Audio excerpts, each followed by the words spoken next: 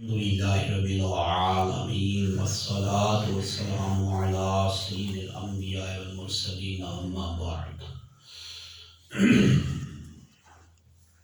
پیچھے سے درس قرآن درس حدیث چل رہا تھا.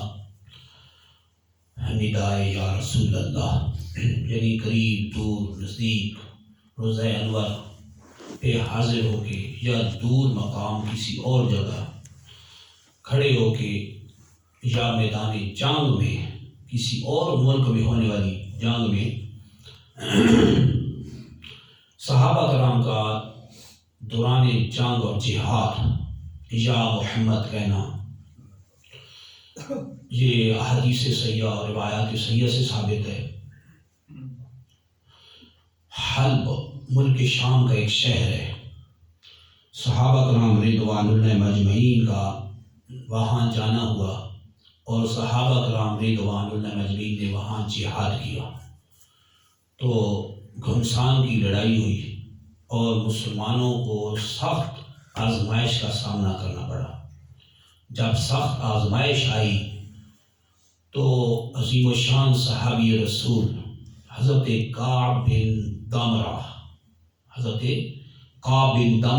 اللہ عنہ کا اس وقت جو طرز عمل تھا اس کو عظیم شان مورخ یعنی تاریخ دان محمد بن عمر واقدی 207 ہجری متوفہ یعنی آپ کا وصال 207 ہجری میں ہوا ہے. انہوں نے حضرت سیدنا کعب بن دمرہ صحابی رسول کا جو طرز عمل لکھا فتوح الشام میں اپنی کتاب میں، ان کا کیا طرز عمل تھا فرماتے ہیں کعب بن دمرہ رضی اللہ عنہ قالب علی المسلمین. حضرت صحابی رسول کعب بن دمرہ رضی اللہ عنہ مسلمانوں کے بارے میں بے چین اور بے قرار ہو گئے. فجاہد عنہم اور حضرت کعب بن دمرہ صحابی رسول نے ان کی طرف سے جہاد کیا. وہو یحول بالراجۃ اور حضرت کعب بن دمرہ رضی اللہ عنہ جھنڈا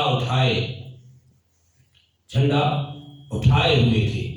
جھنڈا اٹھاتے اور ہلاتے جاتے وَيُنَادِي اور ساتھ یہ پکارتے جاتے. کون؟ حضرت سیدنا کعب بن دمرہ صحابی رسول. جہاد کہاں ہو رہا ہے؟ ملک شام کے شہر حلب میں. اور وہاں جہاد کے دوران آپ فرما رہے ہیں یونادی یا محمد یا محمد. کعب بن دمرہ کا عمل کیا تھا؟ جھنڈا ہلاتے جاتے اور ساتھ یہ پکارتے جاتے. یونادی کیا کہتے؟ یا محمد یا محمد، اے محمد اے محمد. یا نصر اللہ انزل، اے اللہ کی مدد نازل ہو جا. یا معاشر المسلمین اثبتوا، اے مسلمانوں کے گروہ، اے مسلمانوں کی جماعت تم جہاد میں ثابت قدم رہو. وَإِنَّمَا هِيَ سَاعَةٌ یہ مشکل کی گھڑی ہے. وَجَاءَتِ النَّصْرُ ان قریب اللہ کی مدد آئے گی. وَأَنْتُمُ الْأَعْلَوْنَ اور تم ہی غالب آنے والے ہو. فَاجْتَمَعَ الْمُسْلِمُونَ عَلَيْهِ تو مسلمان ان کے ارد گرد جمع ہو گئے. کن کے گرد؟ حضرت مشہور صحابی رسول کعب بن دمرہ. اب یہ کعب بن دمرہ کا عمل مبارک لکھا گیا. آپ جہاد ہو رہا ہے اور وہ مدینہ شریف میں ساتھ نہیں ہو رہا، ملک شام، ملک بھی اور ہے، ملک شام میں ہو رہا ہے. وہاں کے شہر حلب میں یہ لڑائی ہے، مسلمان جہاد کر رہے ہیں. اور جب مسلمانوں پہ سخت آزمائش آئی تو کعب بن دمرہ رضی اللہ عنہ کا جو عمل مبارک تھا، صحابی رسول کا عمل ہے، وہ کیا تھا؟ وہ یحول بالراجۃ وَيُنَادِي یا محمد یا محمد. وہ جھنڈا ہلاتے جاتے اور پکارتے جاتے یا محمد یا محمد. اگر یہ روضہ انور سے ہٹ کے کسی اور مقام پہ یا محمد یا رسول اللہ کہنا شرک ہوتا تو یہ صحابی رسول نعوذ باللہ شرک کر رہے تھے. شہر بھی نہیں تھا، وہ مقام بھی نہیں تھا، نہ روضہ انور پہ حاضری تھی. یہ تو شہری علاقے، ملک شام کے شہر حلب میں لڑائی جنگ جاری ہے، جہاد ہو رہا ہے. اور یہاں وہ اتنی دور کھڑے ہو کے وہ جہاد کے دوران کہہ رہے ہیں یا محمد یا محمد. اس سے معلوم ہوا کہ صحابہ کرام رضوان اللہ مجمعین روزہ انور سے ہٹ کے بھی کسی اور شہر میں بھی ہوتے تو سرکار صلی اللہ علیہ وسلم کو اگر ندا کرنی ہوتی تو یا محمد کہتے تھے۔ یہ شرک نہیں ہے۔ اگر شرک ہوتا تو ہر صحابی رسول کیسے شرک کرتا؟ نعوذ باللہ، کیونکہ یہ سرکار صلی اللہ علیہ وسلم کی تعلیمات میں سے ہے۔ یا رسول اللہ کی ندا تو خود سرکار نے سکھائی ہے، اور یہ یا رسول اللہ یا محمد کی ندا جب تعلیم مصطفیٰ ہے تو یہ صحابہ نے سیکھی۔ پھر صحابہ نے قرآن و حدیث کو جتنا ظاہر سمجھا ہے وہ آج جا کے کسی آج کے شخص نے تو نہیں سمجھا کہ نعوذ باللہ اس کو وہ یا رسول اللہ کو شرک کہنا شروع کر دے۔ اس سے معلوم ہوا کہ صحابہ کرام کا یہ عمل مبارک تھا کہ آزمائش آتی تو کسی اور مقام پہ بھی ہوتے تو یا رسول اللہ یا محمد کہہ کے پکارتے تھے، اور دیگر صحابہ کرام کا جب گٹھا جہاد کر رہا تھا وہ بھی تو ساتھ موجود تھے۔ اگر نعوذ باللہ یہ شرک ہوتا تو سارے اس کو روک دیتے، لیکن یہ شرک نہیں تھا۔ اب ایک اور دوسری روایت سنیں۔ ائمہ مجتہدین تبع تابعین میں سے حضرت عبد الرحمن حضری مسعودی رضی اللہ عنہ، یہ کون ہے؟ تبع تابعین میں، یعنی تابعین کی پیروی کرنے والے تبع تابعین کو کہتے ہیں۔ اور سرکار صلی اللہ علیہ وسلم فرماتے ہیں خیر القرون قرنی، سب سے بہترین زمانہ میرا ہے، ثم الذین یلونہم، پھر میرے ساتھ جو ملے ہوئے ان کا زمانہ یعنی صحابہ کا زمانہ سب سے بہتر ہے، ثم الذین یلونہم، پھر تابعین کا جو صحابہ سے ملے ان کا زمانہ سب سے بہتر ہے۔ اس سے تک یہ حدیث مبارکہ ہے۔